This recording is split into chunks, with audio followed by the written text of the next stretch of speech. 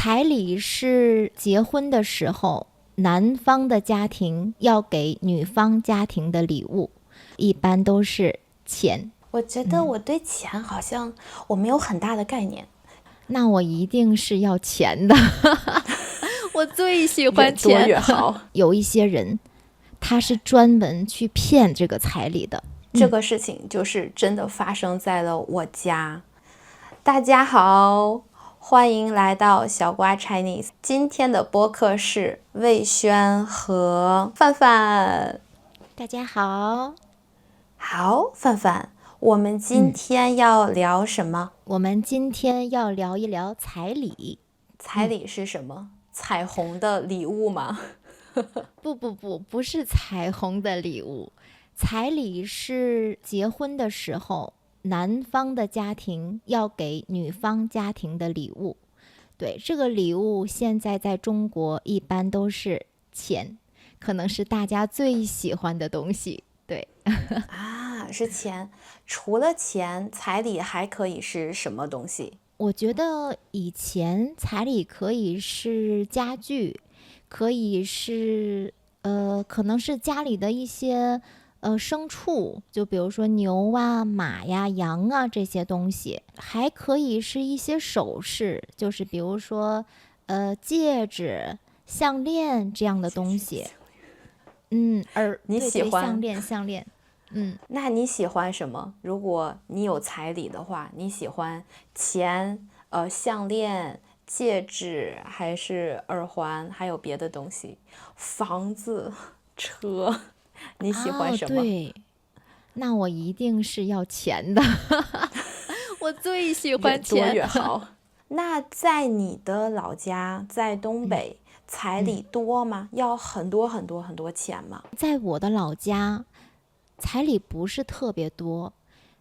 因为我出生在农村，我只知道我家农村那边的彩礼不是特别多。现在的话，差不多10万到20万人民币。但是你可能男生也要买房子，也要买车，然后也要给10万到20万的彩礼。那魏轩，在你家那边呢？在我家，在内蒙古，彩礼可能要多一点。比如我结婚的时候，我的朋友，不是我结婚的时候，是我朋友结婚的时候，我朋友结婚的时候，差不多有20万的，然后也有10万的，要看就是家里面的条件。如果有钱的话，可能会给的多一点，但是最少要10万。如果给的太少了，那你说出去，比如你是我的朋友，你结婚，我问你，范范，你结婚你有多少彩礼？你说5万，那我可能觉得，听起来你老公家好像不太有钱。对，可能对，别人会觉得，你老公家不太重视你。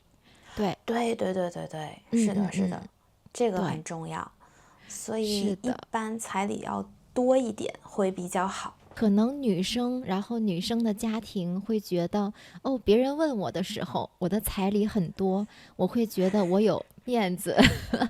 那如果这样说的话，我可能是最没有面子的人。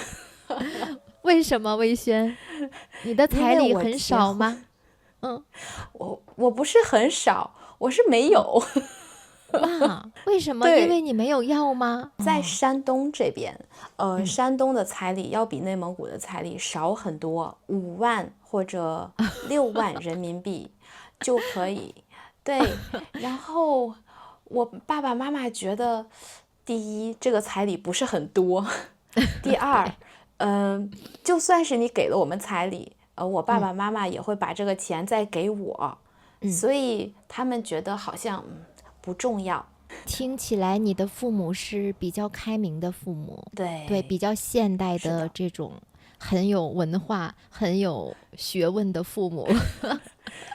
有学问可能没有很多学问，但是他们觉得对彩礼这个事情啊，他们觉得不是很重要，因为有或者没有，主要是看我和我老公的感情。那我们感情很好，我们都同意就没关系，就在一起开心的生活就可以了。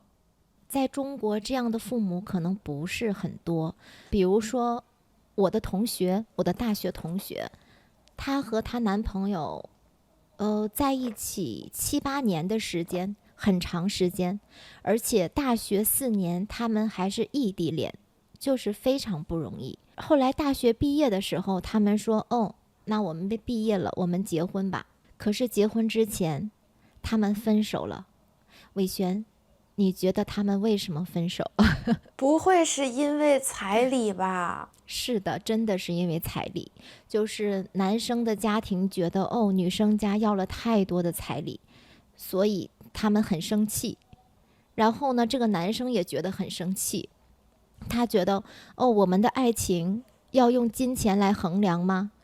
你的家要那么多钱，你也不说什么，然后你也就是不去跟他们去沟通，所以男生也觉得很生气，女生也觉得我们在一起这么多年，难道这点钱你都不给我吗？所以他们就分手了。很可惜，我觉得天哪，真的。那范范，你觉得彩礼重要吗？就是比如像你的朋友，他就觉得彩礼很重要，如果你没有给我一个很好的彩礼，我就没面子，别人可能觉得你不重视我。那你呢？你觉得彩礼重要吗？我自己的话，我个人是没有那么在意彩礼这个东西，我是跟你一样的，因为我觉得我自己也有能力赚钱，然后我可以花我自己赚的钱，我觉得心里很踏实，很有安全感。但是我的妈妈不这样认为。因为我男朋友就是有一些欠款，然后他没有钱，所以之前我妈妈她就给我说过，她说如果你们结婚，有可能连彩礼都没有，因为他现在没有钱。其实我就有一点不开心，虽然我男朋友现在没有钱，但是我觉得以后他应该会越来越好的。但是就算他没有越来越好，我觉得也没有关系，就是我自己有能力养活我自己。但是我妈妈很生气，她觉得这个彩礼是给她的。对，所以就是你如果和你男朋友结婚，这个彩礼是给你妈妈，然后他不会给你，他觉得你跟你男朋友结婚，你就跟他走了，然后他把彩礼收起来，是这样吗？可能是在很久很久以前的农村，有些人会觉得彩礼是你养女儿的钱，所以在我们家那边，彩礼还有一个名字叫养钱。这是我第一次听说这个名字，是我妈妈跟我说的。这个是养钱，那我没有彩礼，难道我白养你了吗？我当时听到这句话的时候，我真的有点生气，然后有点难过。我觉得，难道你养孩子、养女儿，就是为了他结婚的时候你来收这个彩礼的钱吗？而且我跟我妈妈说，现在彩礼就算父母收了彩礼，一般也是给他的女儿，然后因为他们要建一个新的家庭，那他们有很多需要钱的地方。父母可能都希望他们过得更好，他们需要钱来买一些家具啊，一些东西。但是我妈觉得，这个钱是给父母的，那他会不会给我？可能看他自己，他可能自己想留一部分，有可能会给我一部分。有没有可能是你妈妈想先把这个钱帮你存起来？如果我是说，如果以后可能你要和你老公分开了，你要离婚了，他再把这个钱再给你，就是作为保护你的钱，有没有可能是这样子？我觉得是有可能的，对，因为妈妈都是爱自己的女儿的嘛，爱自己的孩子的，我很难理解这种想法。我已经是成年人了，我也不需要你来为我保管这个钱，对不对？还有一件事情也让我很生气，就是什么？之前我去孔子学院的时候，因为孔子学院它是在你出国之前会把这1年的钱都发给你，打到你的卡上。然后我妈妈觉得我很能花钱，她就很担心我攒不下钱，她就说你把你的那张银行卡给我，我帮你保管。她就可能担心我被别人骗呀，或者怎么样。他就觉得这个有可能。钱他要为我保管，是的，是的。但是我觉得我的钱为什么要给你保管呢？就是我想给你花多少，我觉得是我自愿的。那如果他要对，是想要我的银行卡，我就会觉得不开心、不舒服。我觉得你妈妈这个行为和我姥姥很像。对，我妈妈说，她工作以后的银行卡是交给我姥姥，然后嗯结婚以后，我姥嗯姥才把银行卡给她，说，哦，你嗯。现在结婚了，那你要有你自己的家了，那你把你的钱拿走吧。所以我觉得你妈妈和我姥姥有点像。我觉得我妈有一点奇怪，就是她觉得嗯可能她在保护我，我相信她是爱我的。嗯但是我妈妈之前我们在播客里说过，就是母女关系那一期，她是一个看起来就是年纪上50多岁的人，但是我觉得她的内心没有那么成熟，家里所有的事情都是我来决定，我觉得有点奇怪。对，那比如说，比如我结婚的时候，我朋友嗯会问我，嗯你老公有没有房子？大嗯部分的人就是在中国，如果男人结婚的话是会有房子的。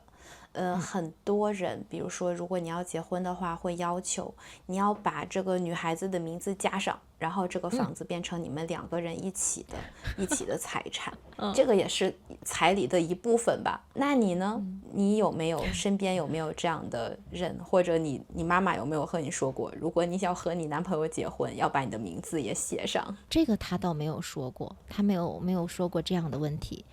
对，但是我跟我男朋友说过这件事情。其实我们2个人是觉得有没有房子都无所谓，因为我们不太想一直在一个地方生活，所以有可能有钱我们也不买房子。之前我们有房子，但是他不是做生意赔了很多钱嘛，然后我们卖了2套房子，卖了2个车，然后他还有很多的欠款，所以现在我们就是租房子住。我觉得租房子也很好，这个以后再看吧，就是买不买房子。但是我跟他说了，如果买房子的话，他自己付这个房子的钱，然后写上我的名字，并且要写上我这个房子要无偿的送给范小姐。所以就是，如果他想和你结婚，他要把这个房子送给你。对对对，其实我也是开玩对，笑的，不过我也是真的希望他能这么做。如果他要和你过一辈子的话，他一直和你生活的话，我觉得他也不会介意，就是这个房子写谁的名字。对，我为什么会有这样的想法呢？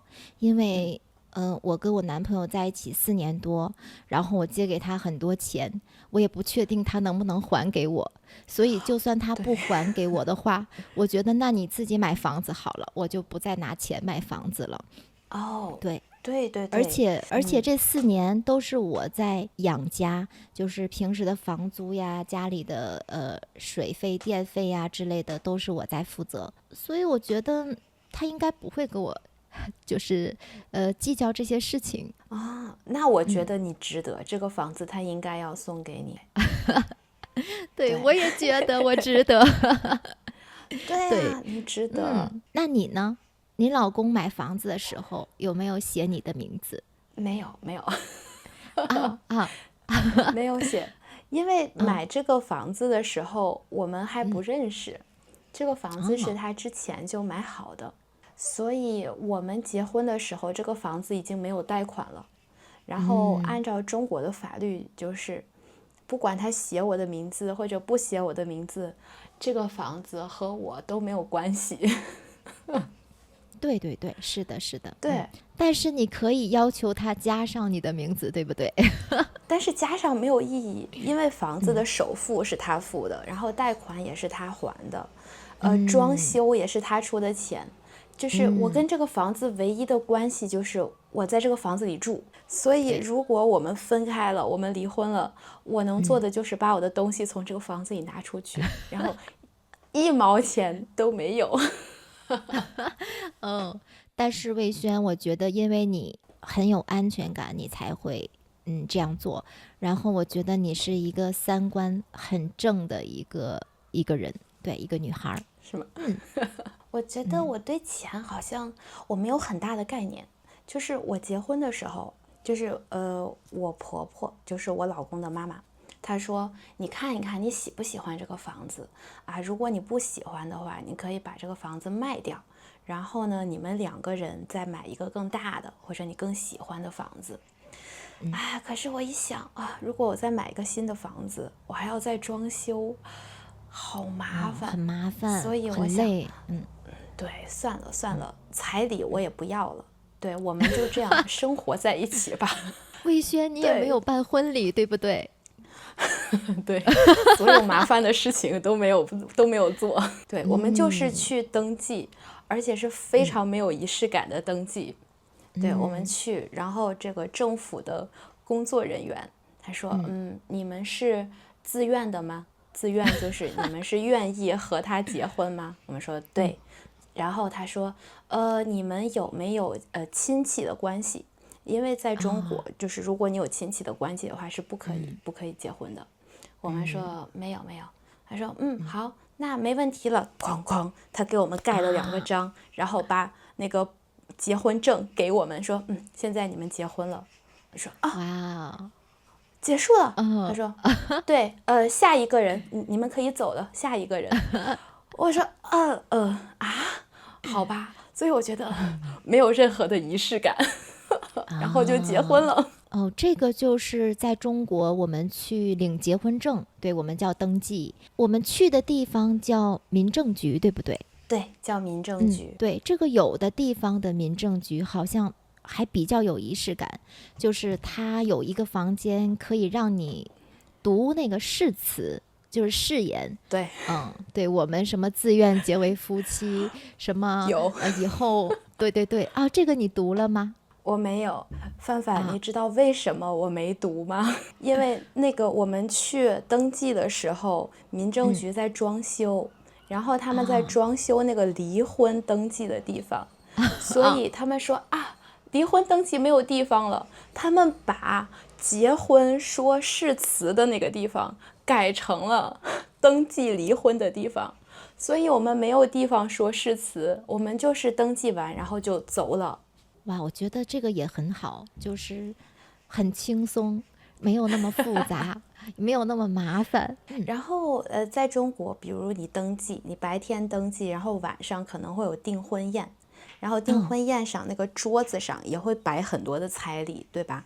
会摆钱，然后还有金子的戒指，然后项链，还有耳钉，还有手镯，还有别的东西。所以我也没有订婚宴。你们感情很好，现在你老公对你也很好，我觉得这个是最重要的。对，就是我觉得是因为我们2个人的想法，就是对彩礼的想法没有非常高的要求，就是你一定要给我这个东西啊，你没有这个东西就不行，或者你一定要给我一个钱，没有这个钱就不行。但是结婚之前我会想他有没有房子？那他没有房子也不行。对，还是会考虑这个经济的能力的。我觉得其实我也会考虑，就是如果没有房子，我可能也不会结婚。但是我有点矛盾，就是我又觉得房子没有那么重要。对，你可以没有房子，但是你要有买房子的能力，对不对？对，是的。对，刚才我说我要他买房子的时候，我要让他写上我的名字，然后并且写上要送给我。其实我也不是那么认真的，就是说这件事情这句话的，我不想占他的便宜，就是说我要花你多少钱，或者你买的东西要分我一半。我觉得这个看他自己吧，他想给我就给我，不想给我我也不要，而且我也不想让他占我太多便宜。如果我们去领结婚证的话，那在结婚以前，我要做一个婚前财产的公证。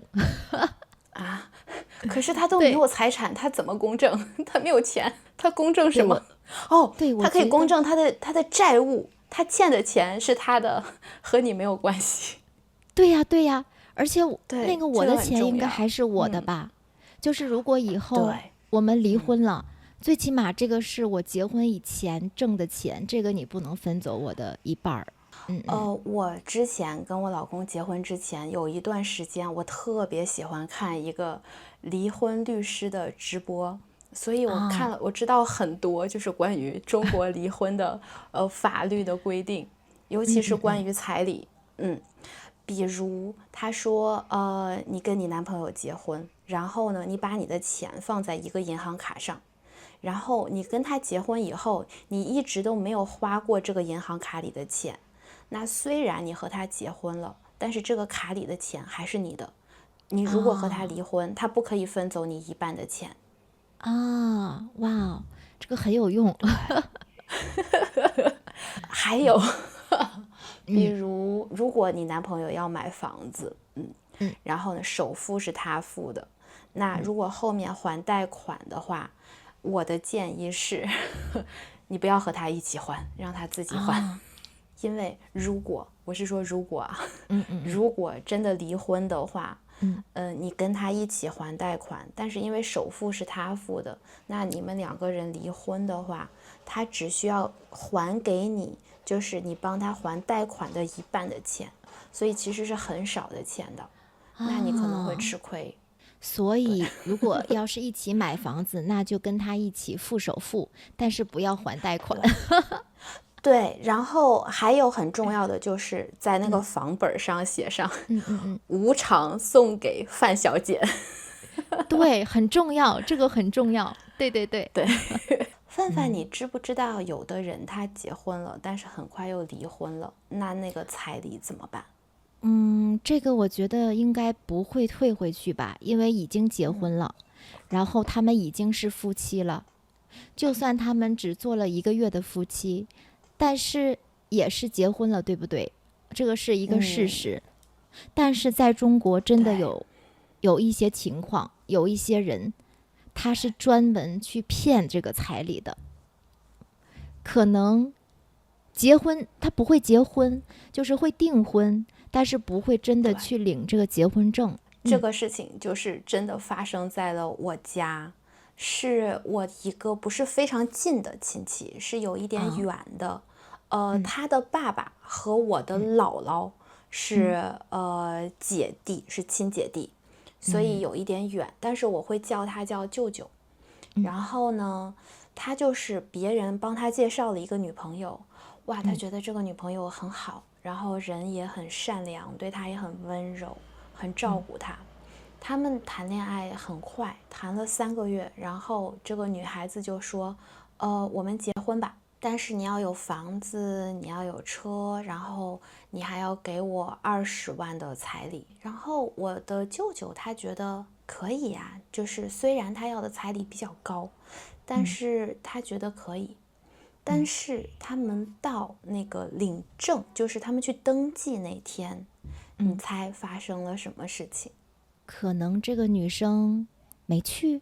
她去了，她说我的身份证丢了，但是没关系，我们晚上有订婚宴，我们可以先订婚。所以我舅舅说，好吧，因为他们订婚叫了很多人来参加，所以他不能临时取消。他说，那好吧，那我们就先办，我们先举办我们的订婚宴。然后办完订婚宴以后，你觉得发生了什么？他不会跑了吧？没有，他没有跑。他和我舅舅一起生活了，但是没有去领证。对，但是他没有领证，生活了一段时间，对不对？1个月，对，2个月，生活了一段时间，生活了大概4个月，不到半年。然后我小舅舅说，那我们生孩子吧，我们结婚了，我们是不是要准备生孩子？然后他就找各种理由，经常和我舅舅吵架，就是和结婚前完全不一样。你舅舅就开始怀疑了吗？没有，我舅舅没有怀疑，但是我舅舅就是觉得很奇怪，为什么总是跟我吵架？有一天，他跟我舅舅说，我觉得我身体不舒服，我可能要去做检查，但是我觉得，这个地方太小了，可能医院的技术不太好，我想去北京去做检查，然后他就不见了。我的天哪！你舅舅有没有报警？他去报警了，但是警察说你这个事情我们没有办法给你立案，就是我们不能把它当做是一个案件，我们来处理，这个不是一个案件，因为你只能说你的女朋友，因为没有跟他领证，他们没有登记，你的女朋友跟你吵架或者跟你分手，你的女朋友不见了，但是你不能说他把你的钱骗走了。因为你们已经在一起4个月了，所以她是你的女朋友，然后你这些东西是你愿意送给她的。天哪，提醒了我魏轩，前几天我跟我男朋友签了那个欠条，然后我在上面写了，就是这个是债务关系，不是那个就是赠与，就是男女朋友的那种赠与的关系，就是这样子。所以我舅舅受这个事情的影响，他到现在他都不想谈女朋友，他觉得都是骗子，这些女人他们只是想骗我的钱。天哪，他有心理阴影了。而且这个骗子，这个女骗子她很聪明，她没有拿上钱马上跑，因为如果她拿上钱马上就跑的话，有可能会说哦你是一个骗子，然后你把她的钱骗走了。但是她没有，她说我和你生活了4个月，那我去北京看病了，你也不知道我是真的生病了，我还活着吗？或者有可能我死了，这个不知道，所以找不到这个人，所以没有办法说是把他的钱骗走了。那你舅舅没有去过他的家吗？都是骗子，范范，都是骗子。天哪，天哪，天哪！我上次给志飞讲了一个我老公的朋友遇到了一个女骗子，然后今天我又给你讲我舅舅遇到了一个骗子。因为彩礼发生太多事情，有骗人的，然后还有你说的就是吵架分手的。我突然之间觉得这个钱真的也不是一个很好的东西。那你要不要？我当然要。那如果你男朋友给你彩礼，你希望多一点还是少一点，还是你觉得都可以没关系，越多越好，越多越好，危险。如果回到过去，我觉得可能我还是会这样，就是我不要求彩礼，因为我觉得很麻烦。对，就是2个人要商量啊，你要多少钱啊？我给你15万，不行，我妹妹结婚有18万啊，那我给你16万，可不可以？对，就是有一点好像你在买东西，然后就是你这个价钱你可以接受吗？你这个价钱你可以跟我结婚吗？这个也看男生家庭的一个素质，就是他的家人是不是很好的人。我有一个妹妹，我的表妹，她在结婚之前就是她老公的妈妈说给她10万块钱的彩礼，但是后来她怀孕了，然后她的婆婆想，哦，你怀孕了，那太好了，我不用给你10万块钱彩礼了，最后只给了她3万块钱的彩礼。她婆婆觉得，哦，你怀孕了，你也不能怎么样，你也不会跟我儿子再分手了，你一定得结婚了，所以她觉得，哦，我不用给你那么多钱，你也不会离开，你也不会走。所以我觉得这个也要看对方的家庭是不是很善良的家庭，他们是不是很善良的人。我们一定要跟善良的人在一起，就算没有钱，我觉得也没关系。但是如果他们是不好的人，他们有可能会害你。我们说裸婚就是光着结婚，什么都没有，什么都没有也可以。那我觉得我可能遇到了一个很好的人，他太没有好了，想要我的恭喜你。钱。你之前的前男友就一直想要你的钱。我觉得我的男朋友什么都想要，他想要我的人，也想要我的感情，也想要我的钱。我就跟他开玩笑，我说，哦，你什么都想要。